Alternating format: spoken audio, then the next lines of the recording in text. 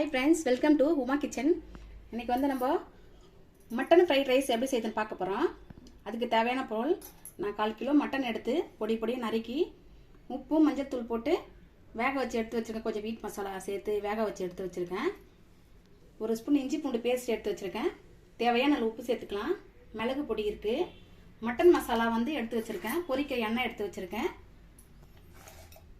பாதி capsicum cut பண்ணி வச்சிருக்கேன்.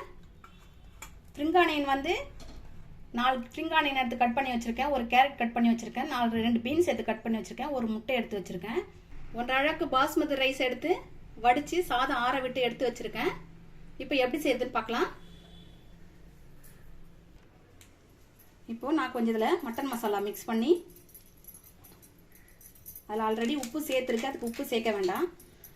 மட்டன் மசாலாவும் இஞ்சி பூண்டு பேஸ்ட்டும் போட்டு அதில் லைட்டாக கொஞ்சம் அதில் தண்ணி விட்டுக்கலாம்.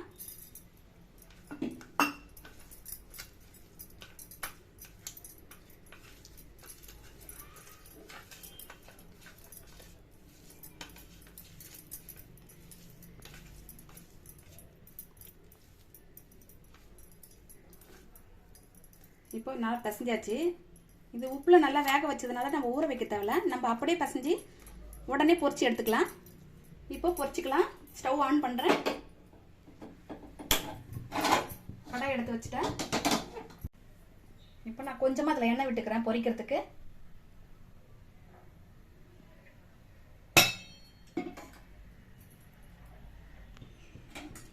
எண்ணெய் சூடு ஏறிடுச்சு. இப்போ மட்டன் அதில் சேர்த்துக்கிறேன்.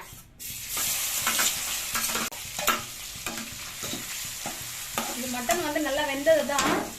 ஆல்ரெடி வெந்துடுச்சு. இருந்தாலும் நம்ம அதில் வந்து டோஸ்ட் பண்ணும்போது ரொம்பவும் டோஸ்ட் பண்ணணும்னா தேவையில்லை.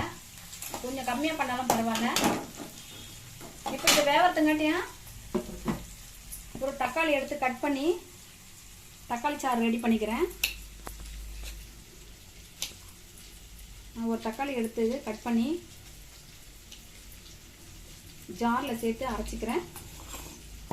பாதி எலுமிச்சம்பழம் கட் பண்ணி வச்சுருக்கேன்.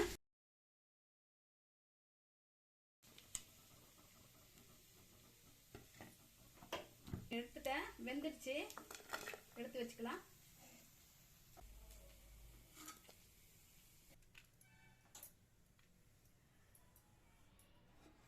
இப்போ இந்த பொரிச்ச எண்ணெயை எடுத்துருக்கேன்.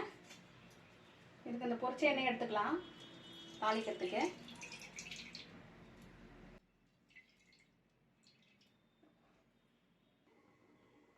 இப்போ வெங்காயம் சேர்க்குறேன்.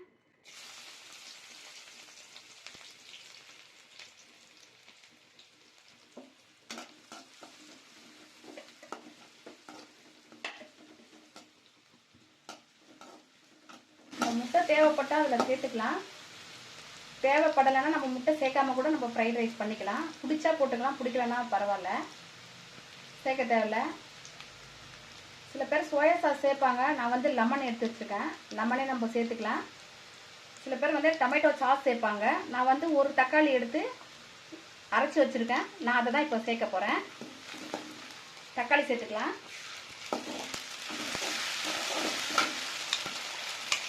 ஒரு தக்காளி தான் போடணும், சின்னதாக. நம்ம பெருசாக தக்காளி எடுத்து போட்டோம்னா புளிப்பு ஜாஸ்தியாகிடும். லெமன் கூட நிறைய விடக்கூடாது. ஒரு 2-3 சொட்டு லைட்டாக இறக்கும் போது நம்ம விட்டு இறக்கணும் போதும். தக்காளி மட்டும் நல்லா சாஸுக்கு நல்லா வதக்கணும். இப்போ கேரட் சேர்க்குறேன். கேரட்டும் பீன்ஸும் சேர்த்துக்கிறேன். கேப்சிகம் வந்து நம்ம அப்புறமா சேர்த்துக்கலாம். அது லைட்டாக சூட்டில் வதக்கினாவே நல்லா வெந்துடும். இது வந்து கொஞ்சம் கனமாக இருக்கும் கேரட்லாம். நல்லா அதில் வேகாது. நான் இதில் நல்லா வதக்கிடுறேன்.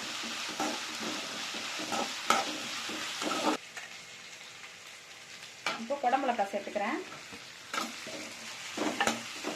தேவைப்பட்டால் நம்ம கோஸ் கூட சேர்த்துக்கலாம். நான் வந்து இந்த கிளைமேட்டுக்கு கோல்டு பிடிக்குன்னு சொல்லி நான் கோஸு சேர்க்கலை.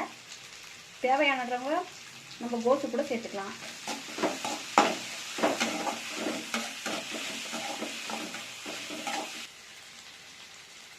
இப்போ லைட்டாக உப்பு சேர்த்துக்கிறேன். ஏன்னா முதல்ல காயில் கொஞ்சம் உப்பு சேர்த்துலாம், அப்புறம் சாதத்தை கூட சேர்த்தா தான் உப்பு கரெக்டாக இருக்கும்.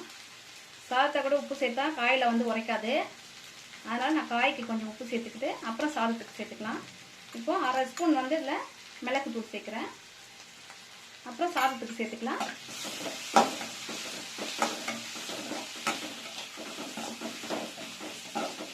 இப்போ இதில் வெங்காயத்தாள் சேர்த்துறேன். நம்ம லாஸ்ட்டாக கொத்தமல்லி தூவிக்கலாம். இப்போ இதில் முட்டை உடைச்சி ஊற்றிடுறேன். தேவைப்பட்ட நம்ம 2 முட்டை கூட சேர்த்துக்கலாம். நான் வந்து 1 சேர்க்குறேன். முட்டை சேர்க்காமையும் சாப்பிட்லாம், அது நம்ம விருப்பத்துக்கு ஏற்ற மாதிரி.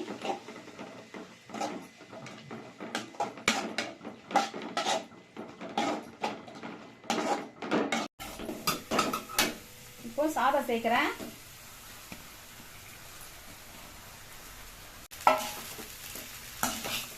இப்போ இதில் லைட்டாக உப்பு கொஞ்சம் மிளகு தூள் கொஞ்சம் சேர்த்துட்டு அப்புறம் நம்ம நல்லா துவைக்கலாம்.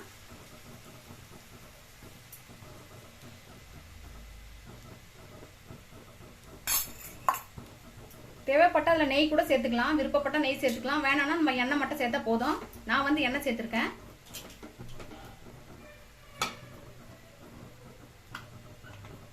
இப்போ சாதத்துக்கு கொஞ்சம் உப்பு சேர்த்துக்கலாம்.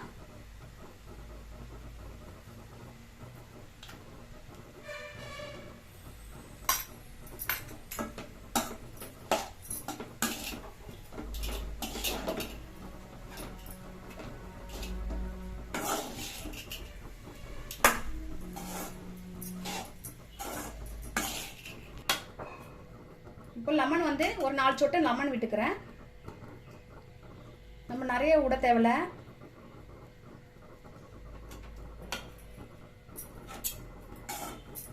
இப்போ இதில் வந்து மட்டன் சேர்த்துக்கிறேன்.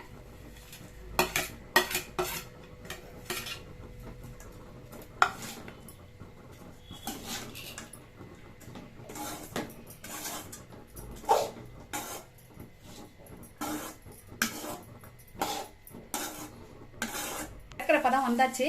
இப்போ நம்ம கொத்தமல்லி தூவி ஆஃப் பண்ணிக்கிறோம் ஸ்டவ்வை.